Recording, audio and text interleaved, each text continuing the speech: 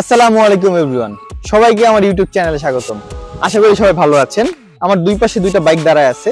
আমার ডান পাশে দেখতেছেন ইয়ামাহা এফজেডএস ভার্সন 3 এবং আমার বাম পাশে রয়েছে ইয়ামাহা এফজেডএস ভার্সন 2। এই দুইটা বাইকের কম্পারিজন ভিডিও এই 2024 এসে আমি কেন করতেছি, তার প্রথম কারণ হচ্ছে কি দুইটা বাইকই এখন নতুন বাজারে অ্যাভেলেবেল পাওয়া যাচ্ছে এবং দুইটা বাইকের প্রাইস রেঞ্জেও একটু পার্থক্য আছে। যাদের বাজেট খুবই টাইট, একদম ম্যাক্সিমাম এটাতেই যাইতে পারতেছেন বা এফজেড ভার্সন 2 এর বাজেটটাই কোনোভাবে অ্যারেঞ্জ করতে পারতেছেন, তারা তো তাদের এই অপশনে আছে। অথবা যারা চাইতেছেন যে আমি হয়তো একটু বাড়ায়া ভার্সন 3 কি নিব কিনা, ঠিক কনফিউশনে আছেন, সেই কনফিউশনটা ক্লিয়ার করার জন্য আজকে আমি মূলত আপনাদের সামনে হাজির হয়েছি। আচ্ছা, এবার বাইকের ভার্সন 2 থেকে ভার্সন 3 তে যেই চেঞ্জগুলো আসছে সেগুলো নিয়ে আমি একটু কথা বলি। সেটা হচ্ছে গিয়ে প্রথমত ডিজাইনে একটু চেঞ্জ আসছে। ডিজাইনটা হচ্ছে গিয়ে যার যার পছন্দ যেরকম সে সেরকম ভাবে ডিসিশন নিতে পারে। ডিজাইন নিয়ে আমার আলাদা করে কিছু বলার নেই। তবে হ্যাঁ, ভার্সন 2 থেকে ভার্সন 3 টা একটু বাল্কি, যারা একটু স্বাস্থ্যবান মানুষ তাদেরকে ভার্সন 3 তে অনেক অনেক বেশি সুন্দর লাগে। ভার্সন 2 তে স্প্লিট সিট ছিল আর ভার্সন 3 তে স্প্লিট সিটটা নাই, একটু সিটটা একটু চওড়া করে দিছে, যে কারণে পিলিয়নে বসাও একটু বেশি কমফোর্টেবল ফিল করে। ভার্সন 2 তে ফুল ক্যাপাসিটি ছিল 12 লিটার আর ভার্সন 3 তে 12.8 লিটারের মতো। ভার্সন 2 এর ওয়েট ছিল 132 কেজি, ভার্সন 3 তে 5 কেজি বেড়ে সেটার ওয়েট হয়েছে 137 কেজি। বাড়ার কিছু কারণ আছে, যেমন হচ্ছে গিয়ে কিছু এক্সট্রা ওই যে মাড গার্ড ইউজ করা হয়েছে ওই ইঞ্জিন গার্ড হিসেবে। কিছু কিছু জিনিসের চেঞ্জের কারণে 5 কেজির মতো ওজন বাইরে গেছে। এছাড়া গ্রাউন্ড ক্লিয়ারেন্স একটু চেঞ্জ আসছে। আগের ভার্সন 2 তে গ্রাউন্ড ক্লিয়ারেন্স ছিল 160 mm আর ভার্সন 3 তে 165 mm। আমার এই দুইটা বাইক নিয়েই ইন ডিটেল ইউজার এক্সপেরিয়েন্স বা রিভিউ যেটাই বলেন সেটা আছে আমার চ্যানেলে, আপনারা চাইলে একটু কষ্ট করে সেটাতে ঘুরে আসতে পারেন। তো আসলে মূল যে চেঞ্জটা আসছে ভার্সন 2 থেকে ভার্সন 3 তে, আমার কাছে মনে হয় যে অ্যাকচুয়াল যে আসলে দামের পার্থক্যের জায়গাটা সেটা হচ্ছে ভার্সন 3 তে এবিএস ব্যবহার করা হয়েছে, সিঙ্গেল চ্যানেল এবিএস। যদিও ভার্সন 2 তে ম্যাক্সিমাম টর্ক প্রডিউস করতো 12.8 আর ভার্সন 3 তে 13 নিউটন মিটার। এছাড়া মোটামুটি ইঞ্জিনে আর তেমন কোনো চেঞ্জ আসে নাই। তবে হ্যাঁ, অবাক করা বিষয় এইখানেই, যারা একটু র পাওয়ার খোঁজে তাদের জন্য আসলে ভার্সন 2 টা, কারণ ভার্সন 3 তে ইঞ্জিনটা আরো অনেক বেশি রিফাইন করা হয়েছে। জিনিসটা অনেক বেশি ডিফারেন্স না, একটু কম। এবং টপ স্পিডে গিয়েও ভার্সন 3 কিন্তু পেছায় থাকতেছে ভার্সন 2 এর থেকে। ভার্সন 2 তে ক্লেম করা হয় 122 এর মতো আর ভার্সন 3 তে 120 এর মতো ক্লেম করা হয়। তো টপ স্পিডেও একটু কম। এই চেঞ্জগুলো কিন্তু খুব স্লাইড একটা চেঞ্জ। এই চেঞ্জগুলো হওয়ার পিছনেও কারণ আছে। ভার্সন 2 এর থেকে ভার্সন 3 এর ওজন কিন্তু 5 কেজির মতো বেশি। ওজনে কিন্তু আমাদের মাইলেজ থেকে শুরু করে টপ স্পিড সবকিছুতেই একটা পরিবর্তন আইসা পড়ে।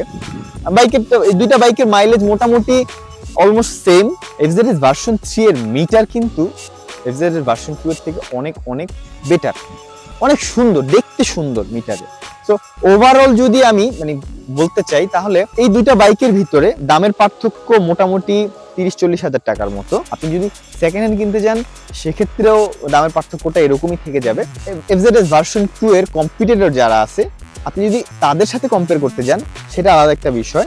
বাট আপনার পছন্দ ইয়ামাহা, আপনি ইয়ামাহার বাইকে নিতে চাচ্ছেন, ভার্সন 2 নাকি 3 নেবেন সেটা নিয়ে কনফিউশনে আছেন, তাহলে আমি আপনাকে বলবো, আপনার যদি আপডেটেড লুক দরকার না হয় বা আপনার যদি এবিএস দরকার না হয়ে থাকে বা আপনার বাজেট যদি একদমই টাইট হয়ে থাকে, তাহলে আপনি এফজেডএস ভার্সন 2 নিতে পারেন।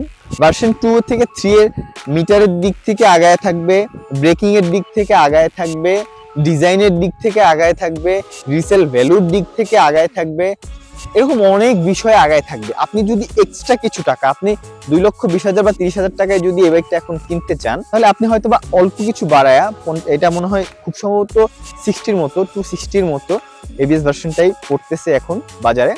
তো আপনার 30 বা 40 হাজার টাকা বাড়ায় যদি আপনি একটা আপডেট মডেল নিতে পারেন, সেক্ষেত্রে আপনি রিসেল ভ্যালুটা ভালো পাবেন। আমি নিঃসন্দেহে বলতে পারি, এফজেডএস ভার্সন 2 নেন, 3 নেন, যেটাই নতুন অবস্থায় নেন, আপনি চোখ বন্ধ করে 5-6 বছর চালাইতে পারবেন, কোনোই সমস্যা নেই, কোনো সমস্যা হবে না। তবে হ্যাঁ, ভার্সন 3 এর যেহেতু এবিএস হওয়ার কারণে আপনার মেনটেনেন্স কস্টিংটা ব্রেক প্যাডের দিক থেকে হয়তোবা একটু বাড়বে।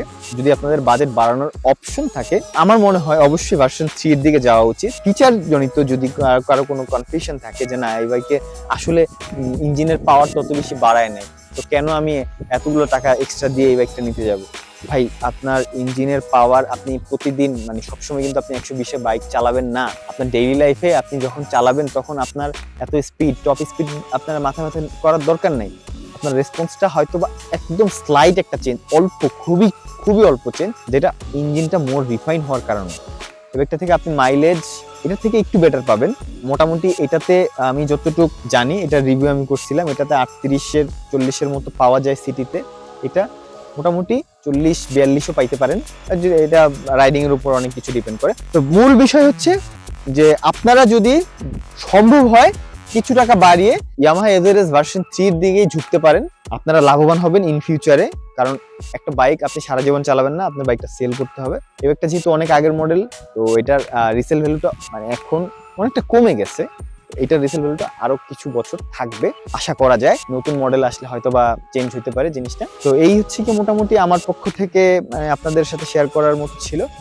এরপরেও যদি আপনাদের আর কোনো কথা থাকে বা জিজ্ঞাসা থাকে, সেটা যদি জানতে চান, আমি চেষ্টা করব সেগুলোর উত্তর দেওয়ার। সবাইকে অনেক অনেক ধন্যবাদ। আজকের ভিডিও আমি এখানে শেষ করতেছি। আল্লাহ হাফিজ, আসসালামু আলাইকুম।